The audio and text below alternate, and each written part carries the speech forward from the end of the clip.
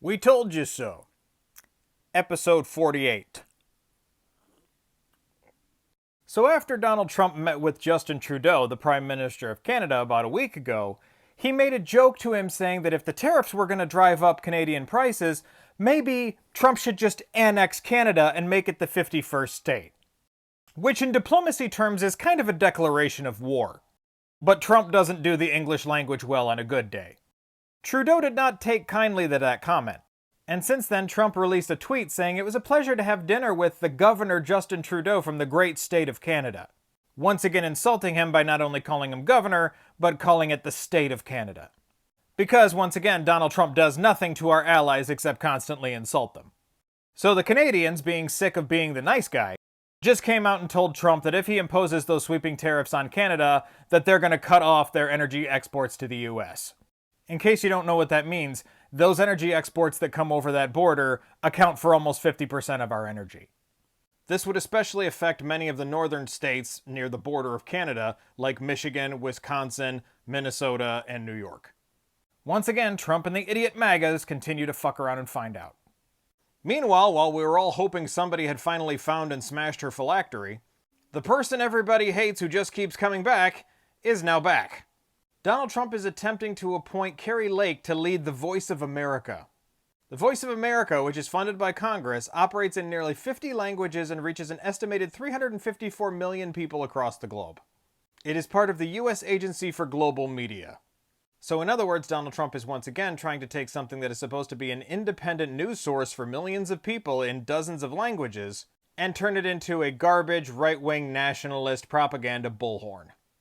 Led by the lying piece of shit who's never found an election result she actually liked. I'm sure nothing can go wrong.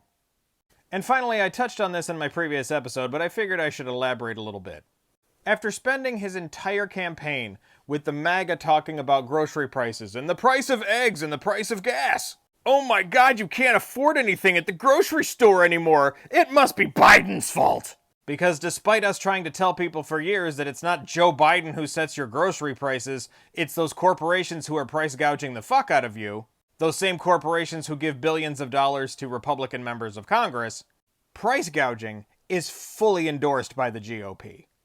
They're not going to do shit about it. And now that the election's over, Donald Trump's like, yeah, grocery prices aren't going to come down, but you know, who cares? It's not like you guys really cared about that anyway, right? Aside from immigration, he made inflation and grocery prices the center of everything he and the Republicans talked about leading up to November 5th.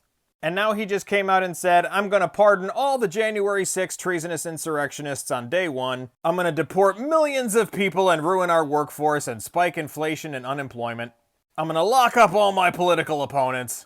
But reducing your food prices, that's very hard. Once again, the American people fell for the grift. They ate up everything Donald Trump said about cutting your taxes when actually he's going to raise them when he cuts them for billionaires. He and his party complained about inflation, but his deportations and his tariffs are going to skyrocket that too. He's going to once again cause millions of people to lose their jobs as unemployment's going to spike above 10%. We're going to fall into another massive recession like we do under most Republican presidents.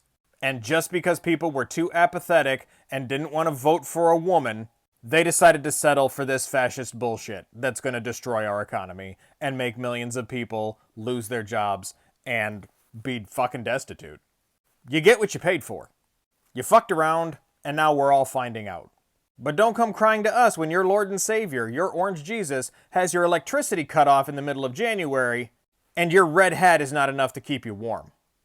Maybe beforehand, having a conscience and a shred of common sense would have fucking helped.